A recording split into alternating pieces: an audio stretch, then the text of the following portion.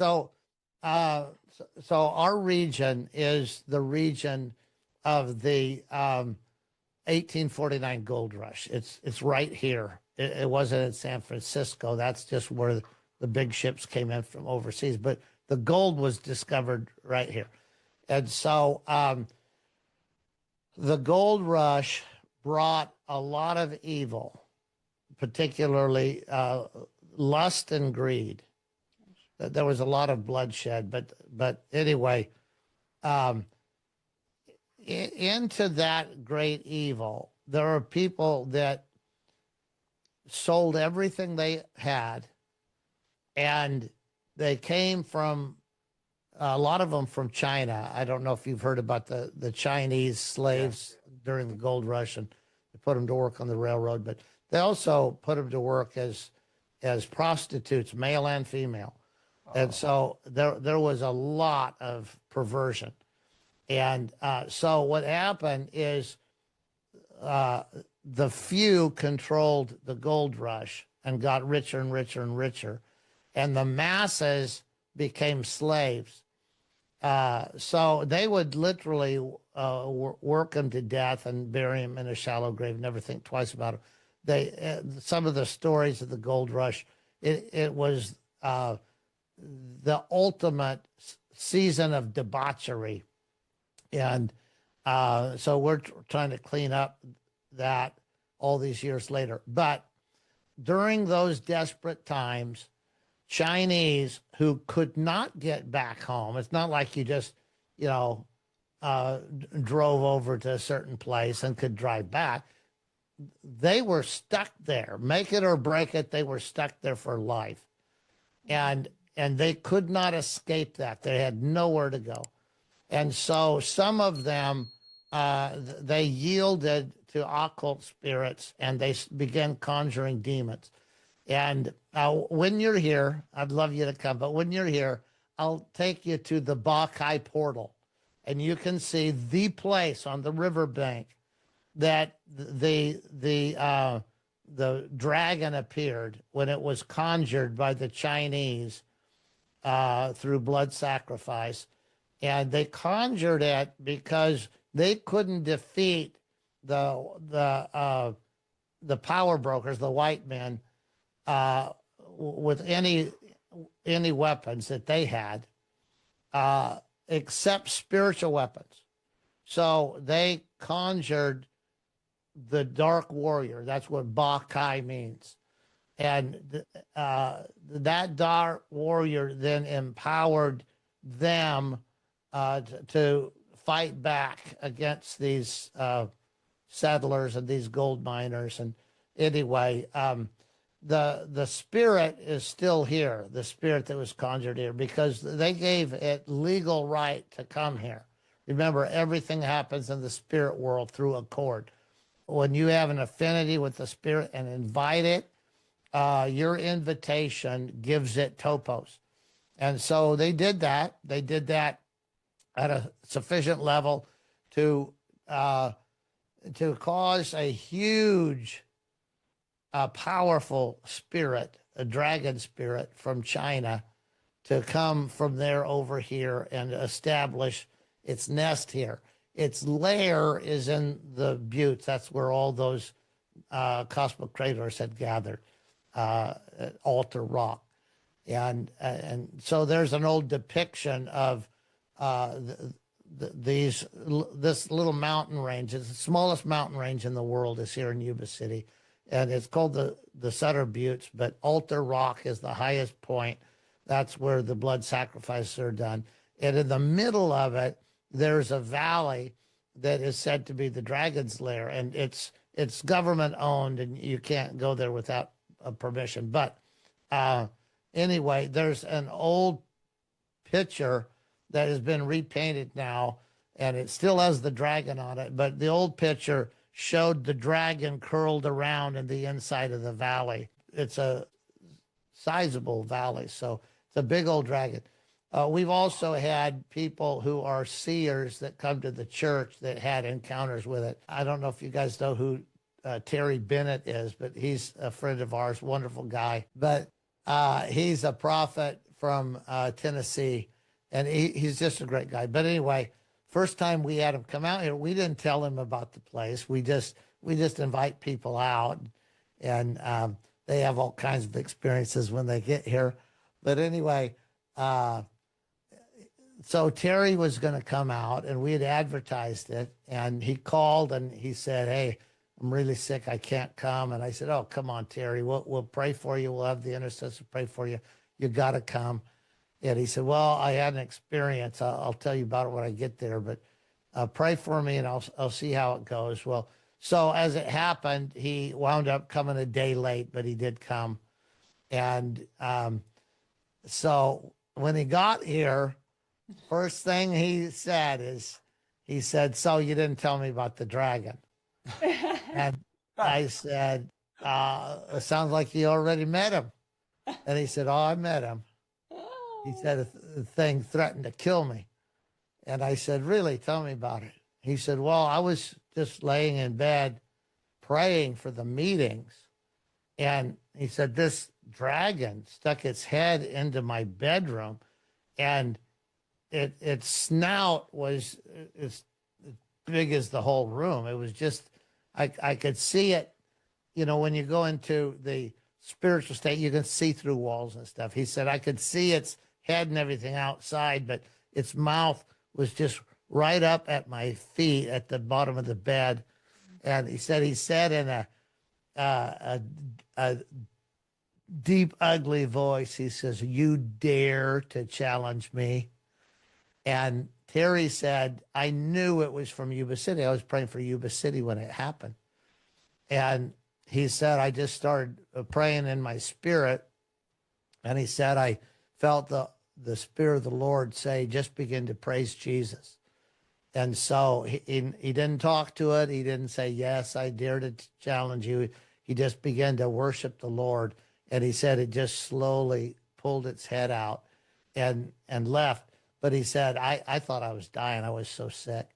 And so anyway, he said that I called you, and you said, "We'll get the intercessors praying." And he said, my strength came back pretty quick, but he said it was pretty intense. And I knew you would know who the dragon was. So I said, "Yeah, I know who the dragon is." But anyway, we've had a number of experiences with the dragon. Of course, I still run into people that don't believe in territorial spirits. And to me, it's just like, oh, it's amazing to me that people can be experts in something they don't know anything about, But for us, territorial spirits are very, very real. And the dragon, Bacchae, is one of them. They have a Bacchae festival every year here, and they get a big dragon suit. You've seen these Chinese dragon suits where there will be like 30 people in it, and they make it look like it's alive and walking around, But it's the big old dragon suit, and the Buttes is its lair. So when you are here, I'll show you a statement that I wrote out. God was just impressing me to write it out. And it's a statement about the lordship of Christ over this area and over all the land that the Buttes oversee to the north, east, west, and south. And it's a declaration and a decree. So I wrote it out. I put it in plastic to keep it safe from the elements. And then I put it in a tube. And we took 7 people up there to the top of Altar Rock, which is owned by generational Satanists. So you're not supposed to go up there, but we did anyway.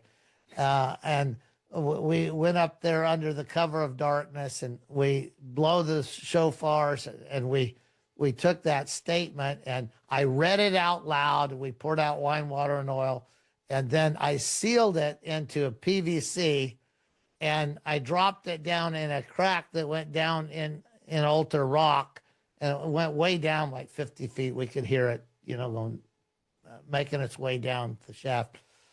But anyway, so it'll be up there when Jesus comes back. So, Awesome. so we left having, we had communion, we had a good time. We declared that facing all four directions, and I read the decree, and so we do a lot of deliverance here, as you know. And so we just did that on July 3rd of 1999. And then we had our 4th of July picnic, and then we went on about life. And we didn't notice anything, there was a lightning storm or anything like that. It was just another day. We went on about life, but that was so significant in the spirit realm that the next week I was praying for a lady, and sometimes spirits will talk out of people during exorcism. And a spirit said, I know you can cast me out, but before I go, I have a message from the prince that rules over the buttes. Well, we had just been up there and established that Jesus ruled over the buttes. And so I said, oh, I get my messages direct from the prince that rules over the butte. This demon said, not that prince. And I said, well, there's only one prince that rules over the buttes. So I suppose you have a message from the prince that got dethroned the other day. He said, I have a message from Bacchae the dragon. I said, well, what is that? And he said, if you will go back up there, you don't even have to take the other guys, but if you will go up there and stand where you stood and renounce what you said, the dragon will give you anything your heart could desire. And I said, well, what my heart desires, the dragon cannot give me. Not now, not ever. So I said, I'm not going to do that. You just take the message back. Not interested. And that happened to me 4 times. Different people, different spirits. If you renounce what you said, the dragon will give you anything your heart can desire.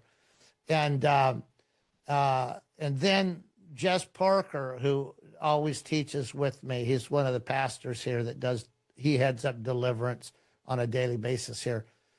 And he came rushing down to my office. He said, oh, you'll never believe what happened. I said, let me guess. The demon said it'd give you anything you wanted if you could talk me into going up and renouncing what we said up there. He says, yeah, how did you know? I said, it's happened 4 times. So anyway, so we slapped high five and said, man, we got their attention. So we kept doing what we're doing. Now, the next week, it happened again. But this time, I said, at your next staff meeting, tell everybody we're not players on making a deal with the dragon. He said, oh, no, this is different. I said, okay, well, what's the message this time? He said, the dragon says, because of your pride in refusing to renounce what you said, there's going to be a blood sacrifice offered against you every day until you renounce that statement. And then it went on to quote scripture from Ezekiel, said, because you have a chance to stop the bloodshed. If you don't, the blood is on your hands. And that happens often with evil spirits. They'll quote, that happened with Jesus, right? Right. So anyway, I said, well, that's not going to work either. I'm not interested in any deals with the dragon, and the blood isn't on my hands. It'll be on your hands. And so just tell the dragon we're not players. So anyway, then what happened, that message only came one time. And immediately people started dying all around our property. We have 40 acres. So, it was a guy got hit, laid down in all black in the road and let a truck run over him. Somebody did the same thing with the train that goes right by our property. And then a boy came home from school and honor student at school got a kitchen knife and went next door and stabbed a woman to death. Didn't even remember he did it. all these demonic things were happening, but it was all around our property.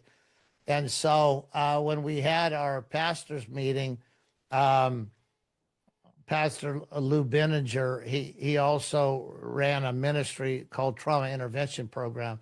So anytime there's a 911 call in our county, they call us and we dispatch somebody to just for soft side comfort and help and encouragement. So anyway, consequently, every time there's a 911 call, we know about it. And so that happened. And Luce at our meeting, he said, something's up. He says, all the 911 calls are adjacent to our property. And I said, well, here's what happened. They're killing people. And so we decided every month we do a 3-day fast. And so it was just coming up that next week. And so I said, we're going to announce this weekend that the 3-day fast next week, we're going to be fasting and praying against the spirit of death. And we're going to pray for the release of the spirit of life in Christ Jesus. And so we didn't tell people everybody's dying all around our property. We just said there have been an inordinate amount of deaths in the area. We found out through the trauma intervention program. And so we're going to pray against the spirit of death, that it would be defeated by the spirit of life in Christ Jesus. So we had a whole bunch of spirit-filled Christians praying for it. And the first night that we were coming together, because when we do a Hungry for God fast, we do a Tuesday, Wednesday, and Thursday, a prayer time at the church during that fast. And so the first night, we were all getting ready to turn into the church property, and there was a head-on collision right by our driveway. And a young lady was, she was a nurse practitioner. She was laying out on the pavement, bleeding out. And Lou Benninger, who heads up the trauma intervention program, was right there when it happened. And of course, he put on his badge, and he can go on the other side of police tape. And he went and said, what's going on? And they said, well, we're going to lose her. The guy driving the truck said he just blacked out and didn't remember running into her, but he hit head on her, you know, and she's going to die.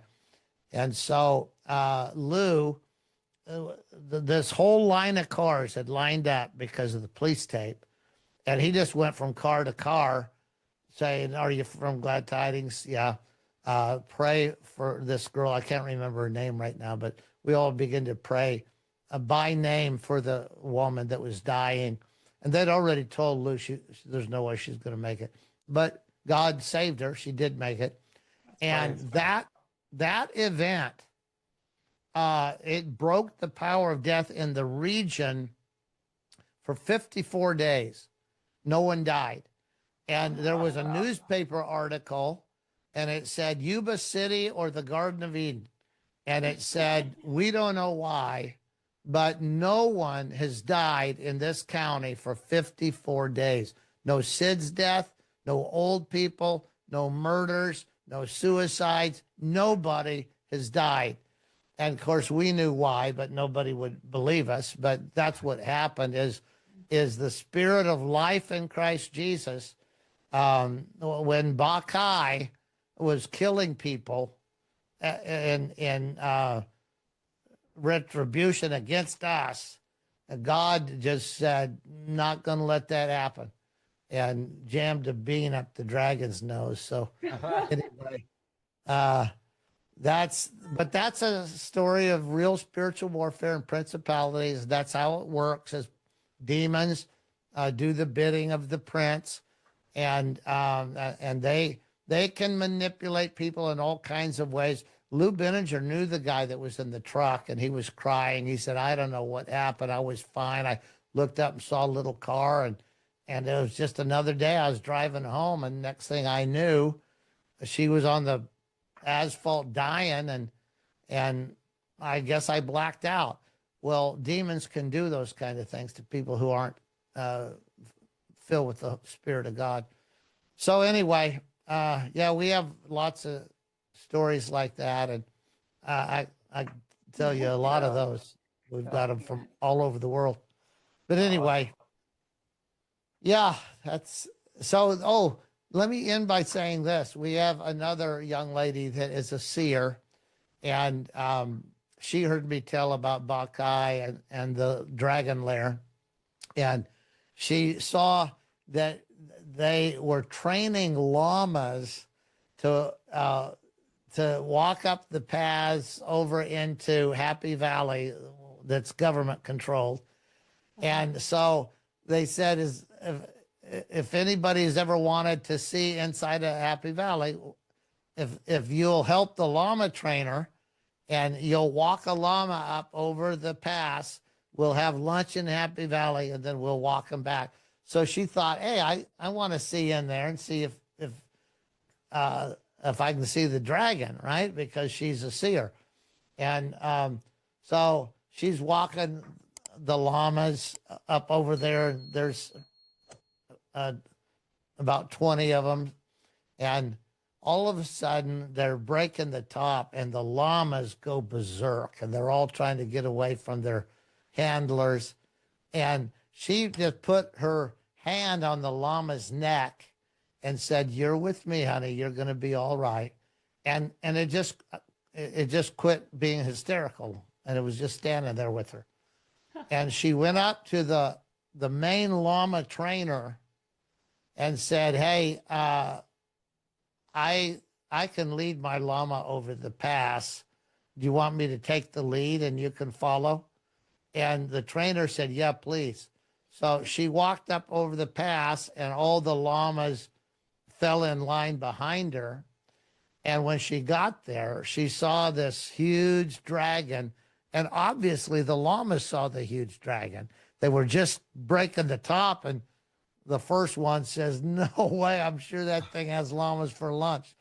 And and they freaked out. A lot of animals can see and smell evil spirits, but they freaked out.